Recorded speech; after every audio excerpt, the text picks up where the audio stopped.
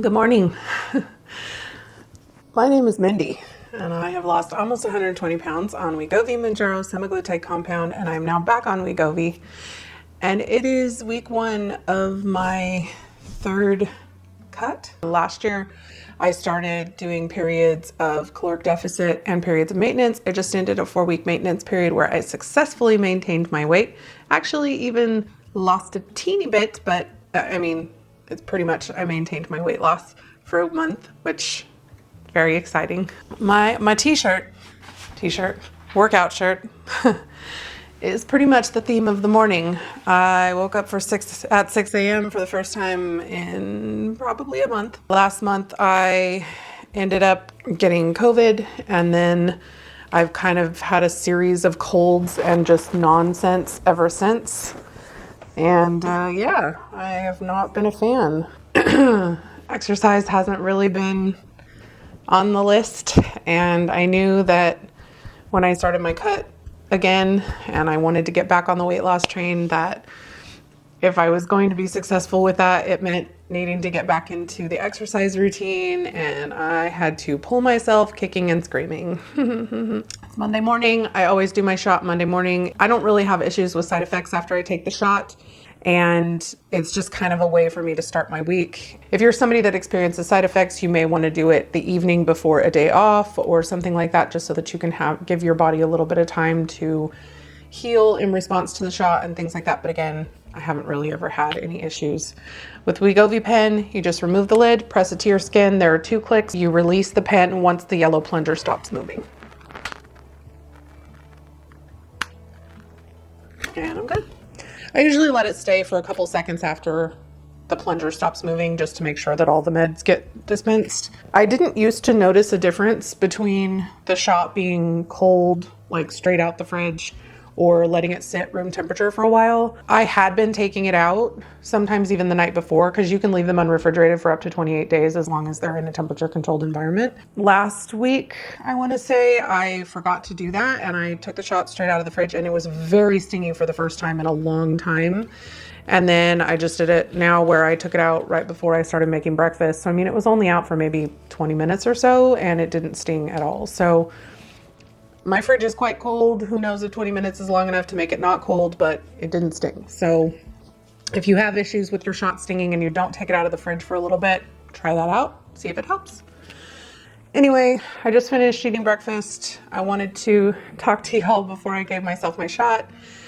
And I have to go into work early this morning. It's going to be a very long day at work. I already packed my lunch last night. I got kind of everything set up, laid out my clothes, laid out my workout clothes. I did as much as I could yesterday to set myself up for the fewest number of excuses possible to not do the things that I knew I needed to do. And I will say, Helios and I took our long walk for the first time in probably since before I got COVID. And even though it kind of sucked and it was cold, I feel better knowing that I did that. I also did a resistance band strength training workout this morning. I will link that video down in the description below. I know I didn't film it, but I just needed to get it done. And setting up a camera and everything just felt like one more obstacle to me doing it. The theme of this week is pretty much just going to be do what you got to do, because I am in one of those weeks, even though I was very excited about starting this cut again, and I am still very excited about starting this cut again. It was a very long weekend and I'm tired, and the last thing I want to do when I'm tired is expend a bunch of energy exercising and walking and doing all of that. I would rather sleep for another hour. So the fact that I did it this morning, regardless of how I felt about it, is a step in the right direction, even if I don't have the best attitude about it. I think that there's this common misconception that you have to be all sunshine and roses and smiling and happy about your journey all the time, and I just don't think that's reality. I think that sometimes you have to fake it till you make it. I don't feel good about exercising. I don't want to, but I did it anyway, and that's the important part.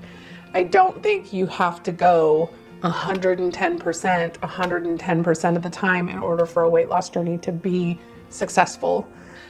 I feel the same way about my diet.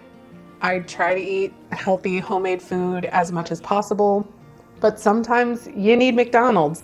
And if you deny yourself that stuff, you're just asking to fall off the wagon and binge and do all of those things. So this weekend, when we went through a Whataburger drive-thru, instead of getting a giant Whataburger and a huge French fry and a large milkshake like I would have done before, I got a Whataburger Junior and a small French fry and a medium Dr. Pepper shake because I hadn't had one in almost a year. And it was delicious. But it wasn't as delicious as I remember. So I was okay with the fact that I didn't have a large shake like I normally would. The burger and fries, however, were absolutely delicious. And I had a total fat kid thought when I opened up the French fries. I was like, oh, they're so small. But as soon as I finished eating them, I was like, you know what? It was the perfect amount. So we take our small victories where we can. I need to get dressed and ready for the day so that I can get to work without being late. And I will see you guys later for dinner.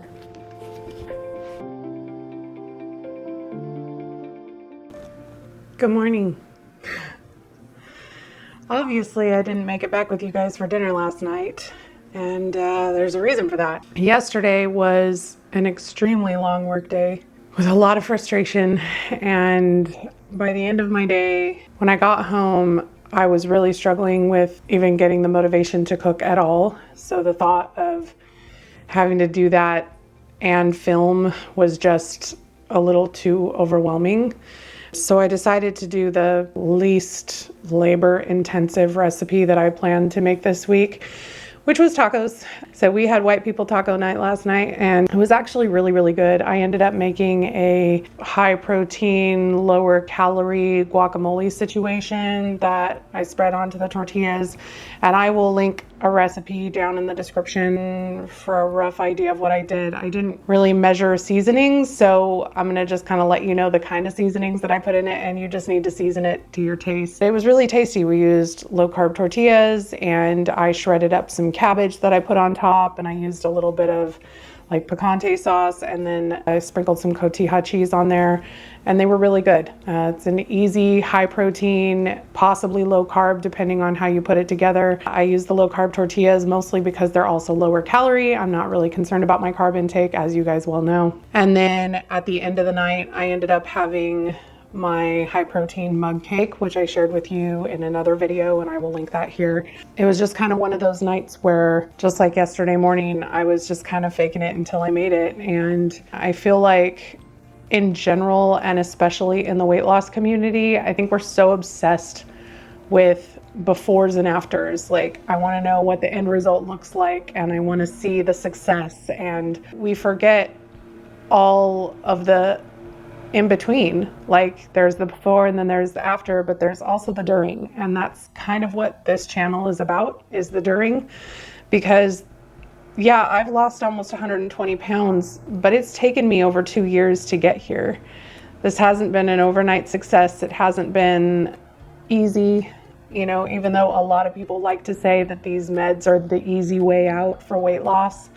There has been nothing easy about this journey. It has been a long learning process. It's been retraining years, decades of bad habits.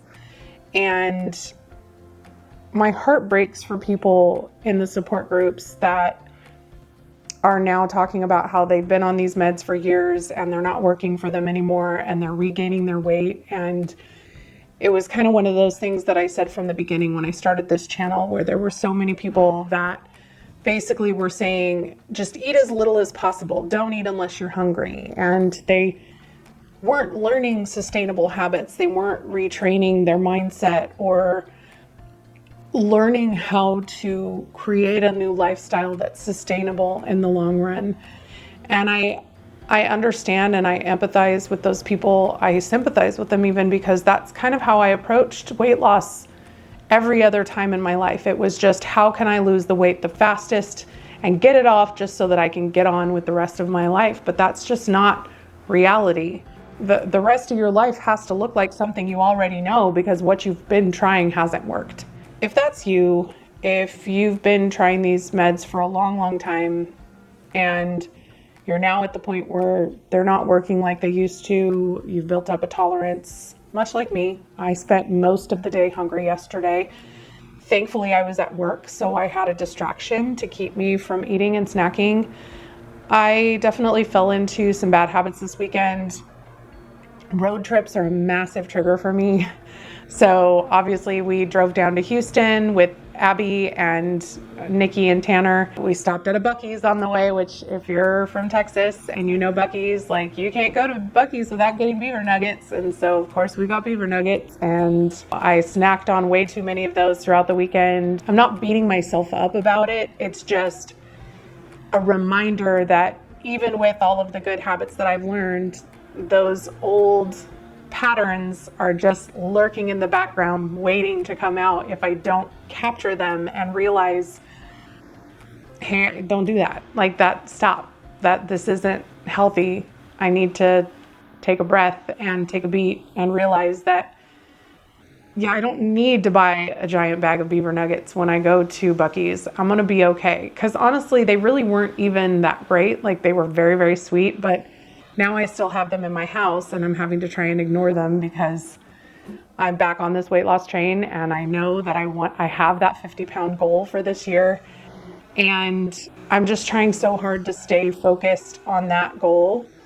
But I also don't want to fall into the trap of obsessing again, because I can fall into that trap of, if eating a little bit less is good, then eating a lot less is better.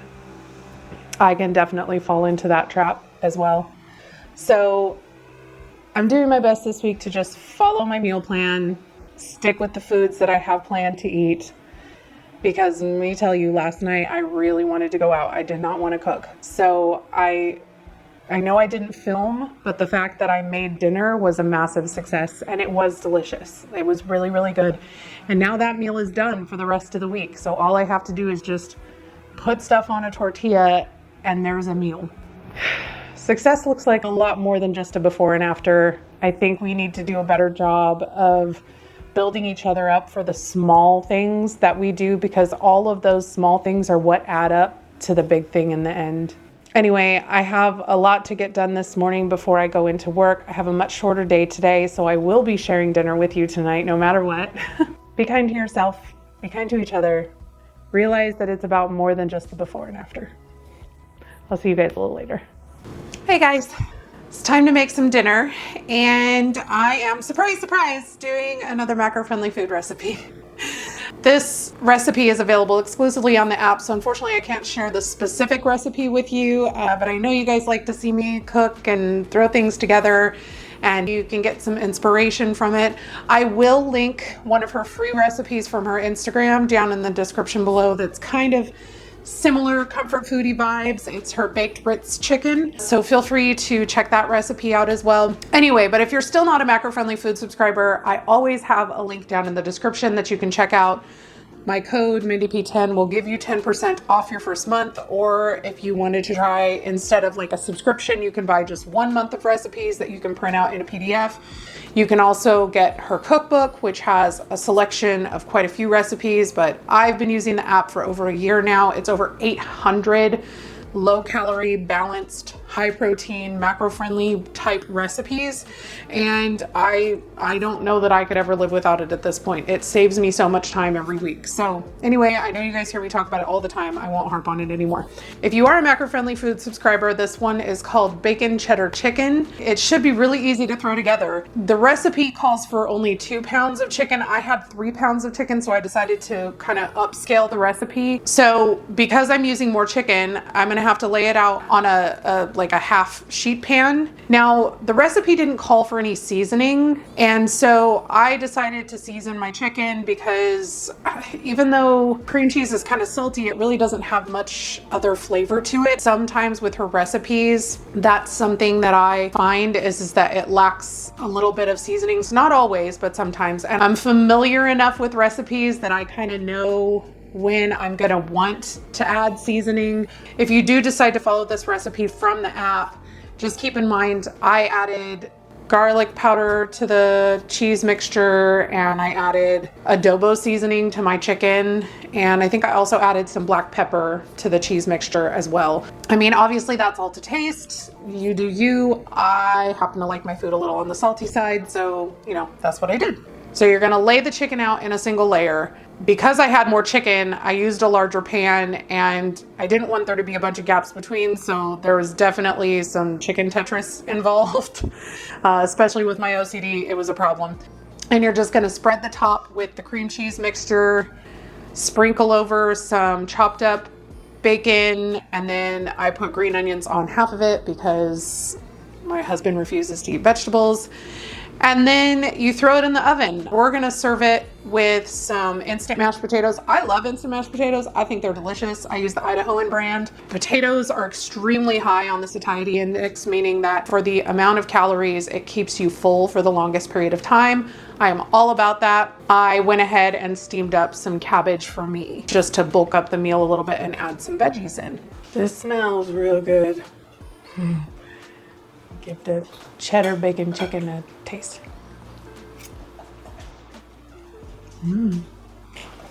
I cooked mine for the full 40 minutes because it was still partially frozen, and it probably could have done 30. Make sure that you're temping your chicken at like 25 minutes because the carryover cooking, it doesn't need to be 165 right when you take it out. Like it could be like 155, 160. And the carryover is going to keep cooking it to that 165. It's a little tiny bit dry, but that's because I left it in there for too long. That was my fault. Flavor is delicious. On the cabbage, I did kind of like a sweet and sour cabbage situation. I just did salt and pepper. Oh, I wish I would have added garlic. Salt and pepper, a little bit of brown sugar substitute, and a couple splashes of apple cider vinegar. Super good. I'm gonna go shove food in my face. Okay, bye. It's like we're running in circles, going around every day, getting stuck in the hurdles of yesterday. Don't you wanna go further away from the fray? Let's not get stuck in our worries. We'll make our own way. Won't you come outside where the sunflowers bloom? Breathe in the air. Look up to the moon. I'll meet you outside, away from the crowd. Just you and me together, it will all seem better outside. Just us in the sky. I will go wherever, I'll be yours forever.